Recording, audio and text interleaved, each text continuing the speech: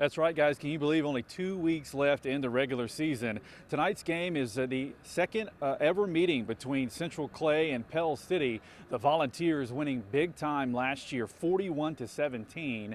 Right now, Pell City is second in the region behind unbeaten Clay Chalkville. The Panthers are 6-2 overall. They've won 2 straight games. Central Clay, though, rolling on the season so far, 8-1 and unbeaten in 5A Region 4.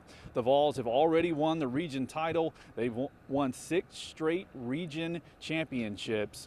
It should be a good game tonight. We'll see if Pell City can avenge that big loss from last year. Of course, we will have all the highlights later on tonight on the big show, Sideline. We will see you then. Live in Pell City tonight, I'm Josh Guantt, WBRC 6 News on your side.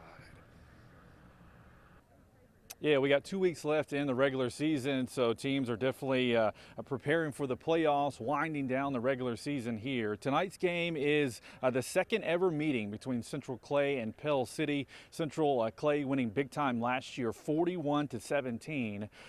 Pell City is second in the region right now behind unbeaten Clay Chalkville. Right now, the Panthers are 6-2 overall. They've won 2 straight games. Central Clay rolling on the season right now, 8-1, and they are unbeaten in in 5A Region 4. The Vols have already won the region title, and they have won 6 straight region championships. Hopefully, this game will be a good one tonight. We'll see if Pell City can avenge that loss from last year. Of course, we'll have all the highlights later on tonight.